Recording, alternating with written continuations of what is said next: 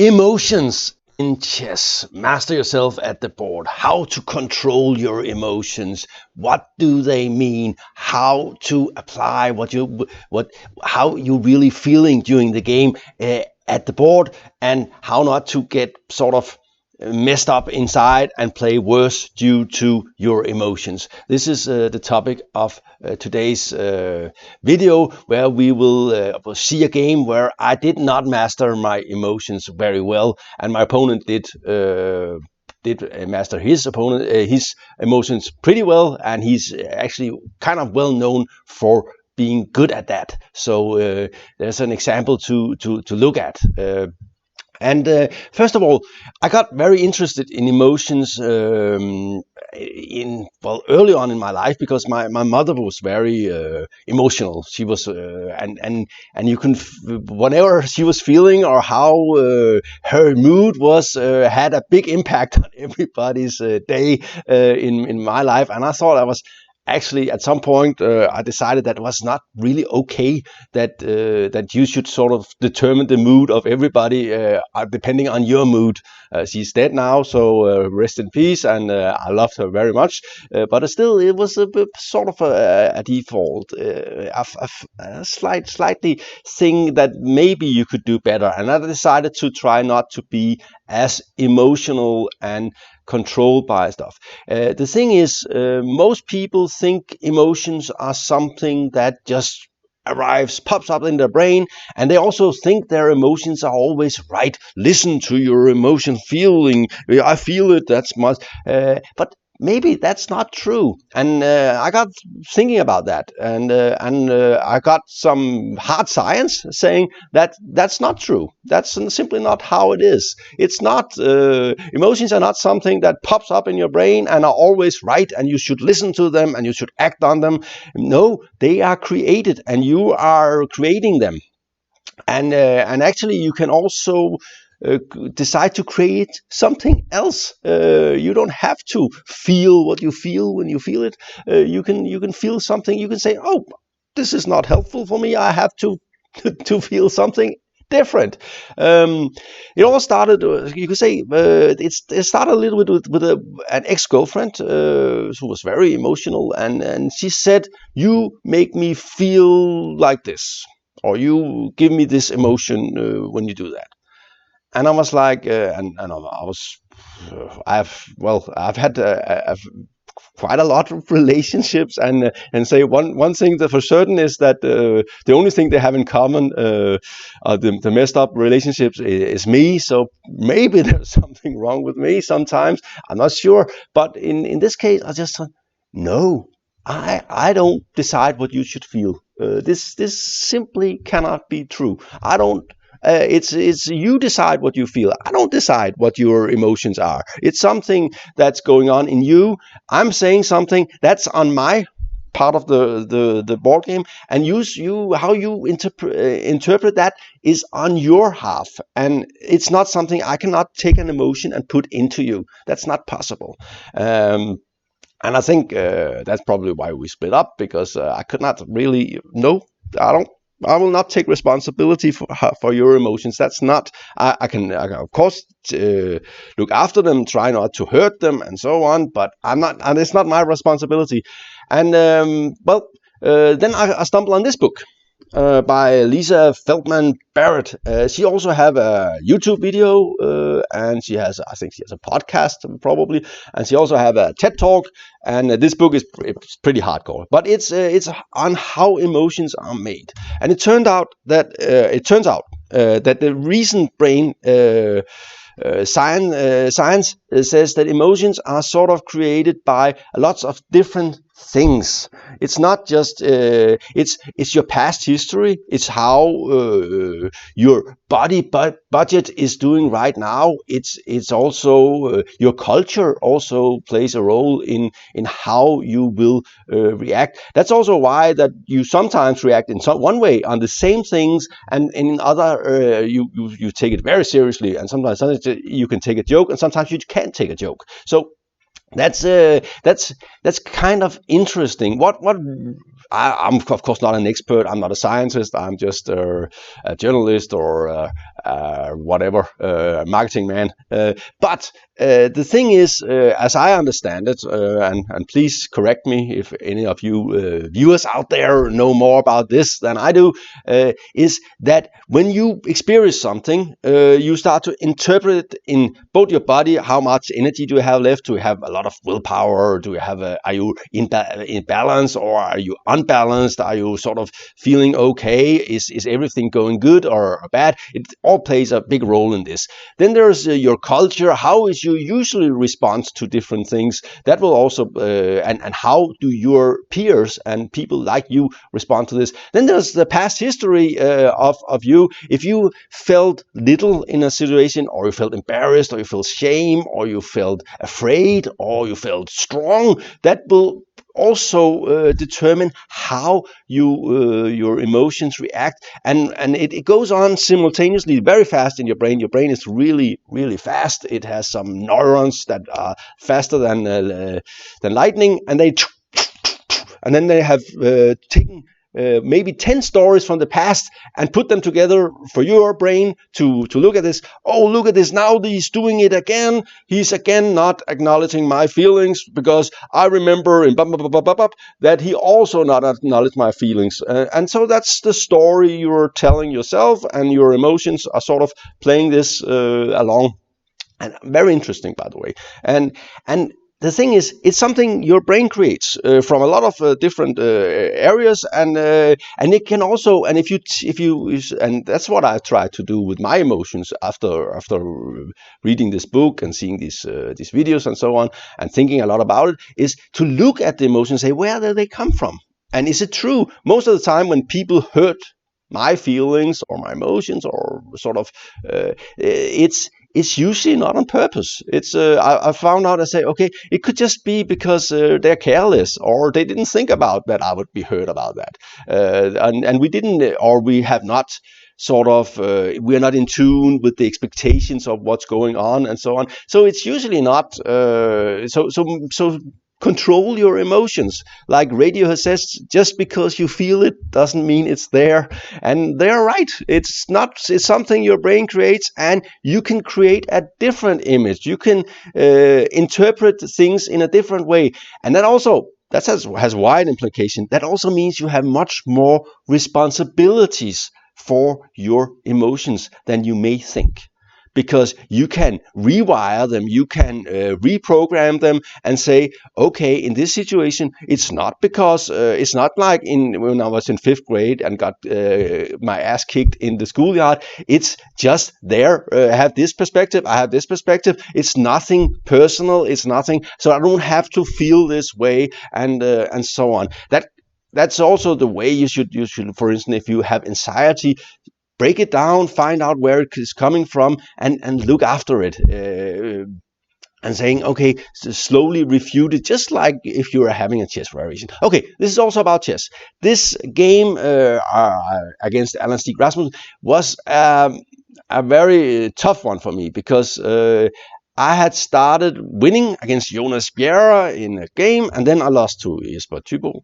Okay, it can happen. With white, that was not so good. Then I lost to Mads Andersen with black. I never lost to Mads Andersen before. I had 5-0 at some point, and that was tough. And then I lost to Boris Shatalbasev with white, and I was on 1 out of 4, and I was one of the favorites in the tournament, and I thought that I was still the best player, to be honest. Probably I wasn't, but I still thought that I was. And I had to play against Alan Stieg Rasmussen in this game, and I have only once before lost 3 games in a row, and never 4. So I was a bit uneasy. On the other hand, Alan is a very uncompromising player. He will not play for draw. He will try to win, and he's a tough opponent because he's very different than me. He's very concrete, very into the position, try to go deeply into what's going on and understand it and calculate from that.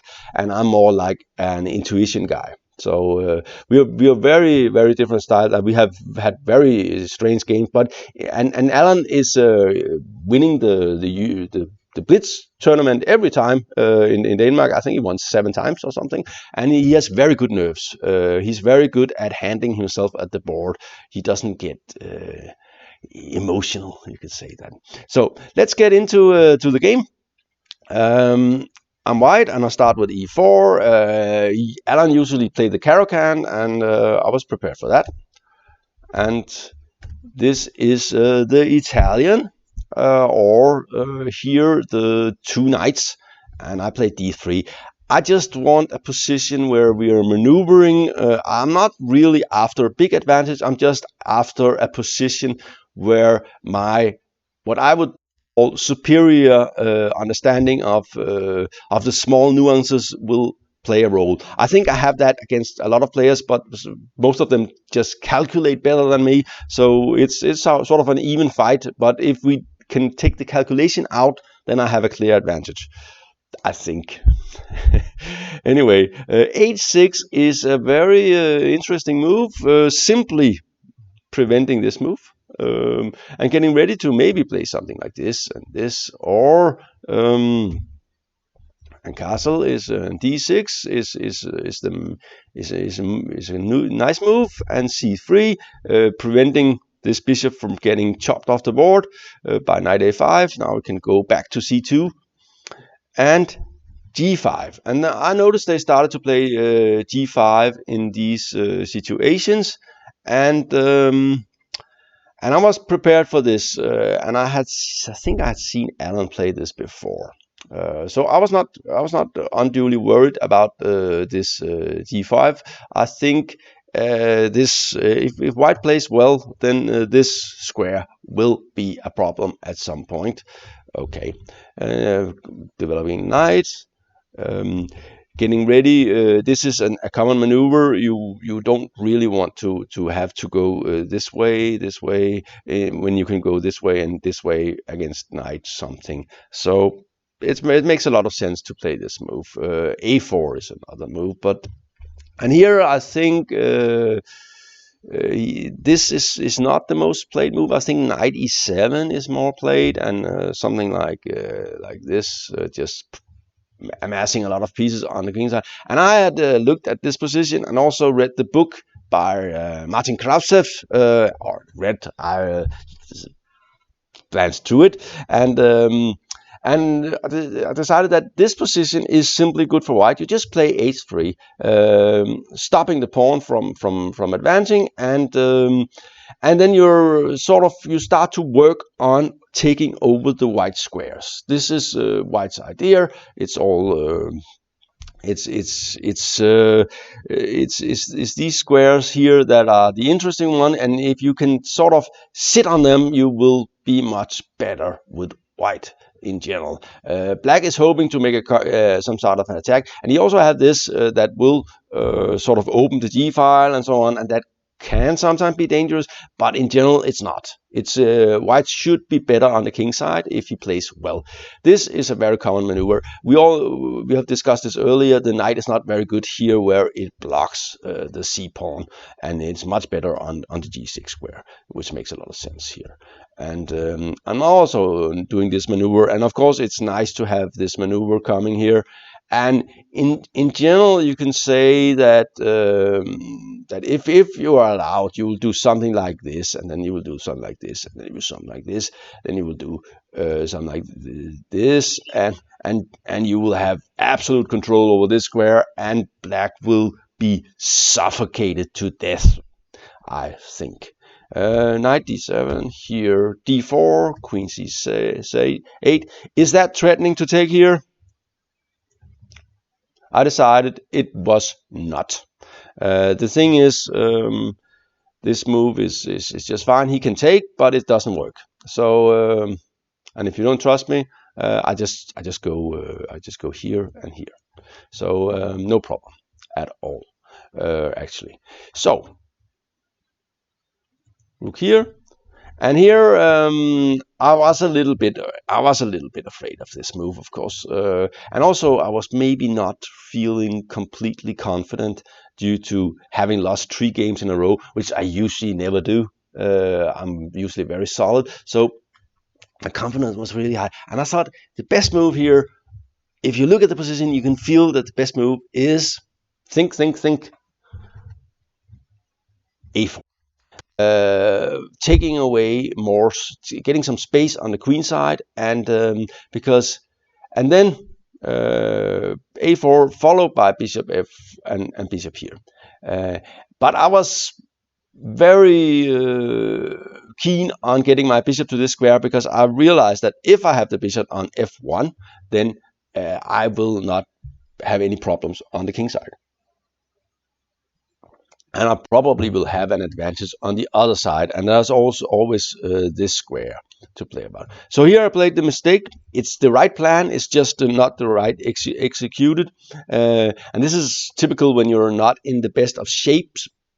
You don't make you're sort of unsharp on the timing, and this was the case here because this move is nice for black to get in, getting simply more space on the king side. Because after a4 here instead, white is just clearly better. Here he's still better, but black has more space, and his position makes some sense.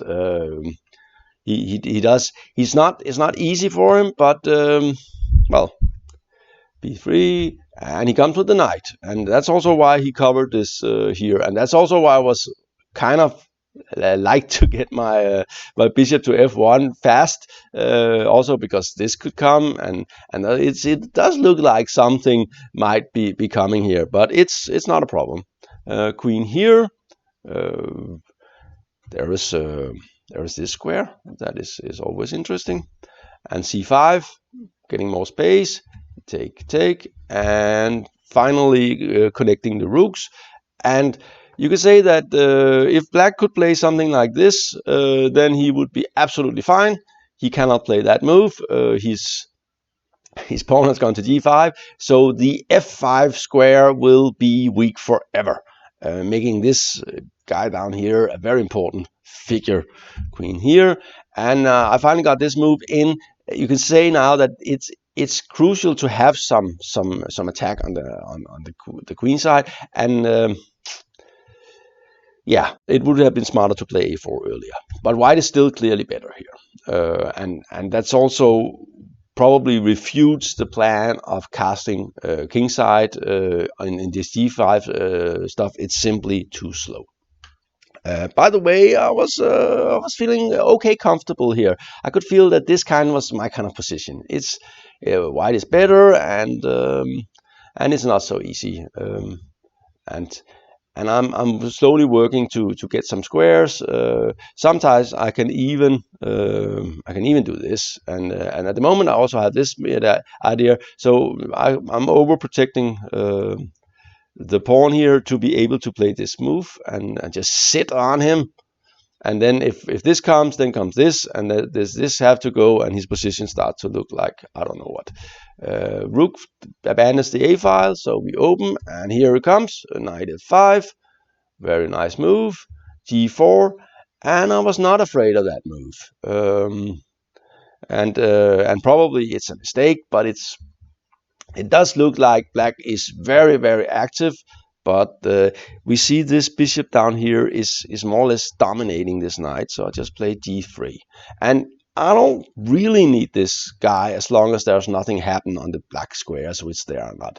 But Alan is not has not he's not afraid of anything in general, and he is an opportunist, and here he plays a very strong move, because I thought, okay, I'm completely outplaying him, and all my confidence was sort of getting back, and then he played this move, cool move, and sort of also the best move, because black cannot move back, so he just have to start, and it turns out that that if he gets this in, it will be a very nasty attack, and also this bishop will be trapped if I take on f4. take back. So okay, let's move. And closer to the king side, and we exchange one rook here, and he found another move, making a battery here, threatening this, so I don't have time to take on f4 still. Okay, but just go back. We still have this guy here controlling everything, and I was not nervous yet, but I was starting to go a little bit low on time, and here and rook here, just getting slowly ready to win something, and I couldn't see how he could strengthen his attack, to be honest. And here he played, but he found a way, h5. So this might one day threaten this move, and that's not so pleasant. I would have liked to have my knight here right now, just controlling everything. I like to control stuff, and at the moment, sort of, even though this knight is looking good, it's. But okay, I attack his rook, he goes back, and I attack his rook, and he goes back. I attack his rook, he goes back, and here the question is, am I better here? And the answer is, of course, I'm better. I'm much better. But I'm also a little bit low on self-confidence, and probably my body is a little bit overtaxed because I'm stressed for having lost 3 games in a row. So I'm not really in my A game here. But I decided that okay, I'm not taking a draw in this position. It's simply too good, even though it looks menacing with this knight here and this diagonal stuff and so on, and this rook here. My position is simply fundamentally better than his, and there must be a way forward here. So okay, no draw. Queen, go back, knight here, attacking the rook again, and I can still take a draw, and maybe I should take a draw. I could take a draw, but I did not take a draw. I played this move, and that's also a good move, I think. Now I might be threatening to. Well, if he takes here, we will transpose, and that will be very good for me. So he should not take. He plays f6, which was, and here I was starting to get really low on time, and I was also a little bit because it's the kind of position where you think black should sort of collapse. It's a difficult position for black. He's getting bad squares. He's maybe feeling a little bit outplayed and so on and so on. But with the queen here, there's suddenly some tricks with knight here and so on. And I was but I finally I decided to move my bishop here. That was a mistake. I should have played this move. And after something like this, white is clearly better. No discussion. Clearly better. It's plus almost 2. And this is what I should have done. But I was sort of starting to panic, and I started to think about the past losses. And this is a big mistake in chess. When you should try to master your emotions, and you should start to calm down. Say, okay, the position is objectively a little better for me. Maybe I should just take a draw if I don't know what is going on. But if I do know what's going on, and by the way, I cannot take a draw anymore because he will not go back. He will go to d7. But not panicking for sure is important. And even though you're a little low on time, still think slowly, because you cannot make decisions fast in position, like in most positions actually, and when you let your emotions, so instead I sort of let my emotions start to run with me, and I should sort of stop them. Come on. And I played, after this move, I played this move, which is not the best move, and here he played here, and now I really messed it up, because I didn't see his threat. And I was really slow on time. I said, what's that? You can't play that. I just take it. And if you take, I take with the bishop, and it doesn't work for you. Come on. And then came bishop here. I was like, what? and I was totally confused now, and I was starting to remember all my past losses again, and well, to be honest, I totally panicked here, and just lost in one move.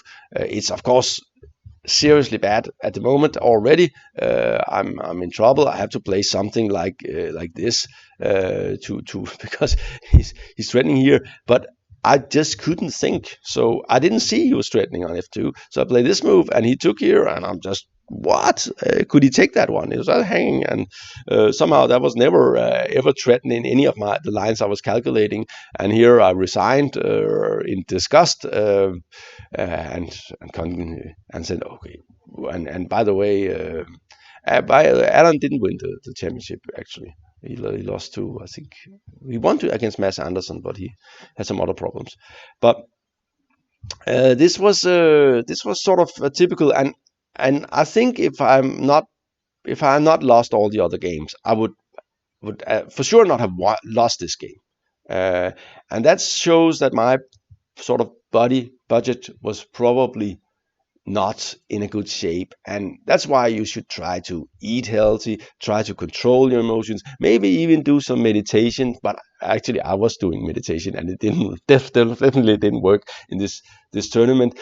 But it shows that your emotions, you can actually lose on your emotions if you don't control them, and I didn't in this game, and got severely punished. I hope you found this interesting. It was way off topic at some point. In many aspect, you could say that it's maybe not what you usually talk about on a chess YouTube channel, but it is an important thing, and I think more people are looking into this. Actually, strong nerves is very important, especially nowadays where chess has become much more a sport than it is a game or a science or an art or whatever some people have called it. It is a sport, in my opinion, and in sport you need good nerves, and you need to control your emotions during the game, and working on that is good. And you should actually control your emotions not only in chess but also in life, because well, people don't deserve to be having a bad day because your emotions run amok. Okay, this was GM Talks with a very different video. I hope you liked it. It was fun to record this. Maybe I got something messed up. So sorry to Lisa Feldman Barrett, and see you soon.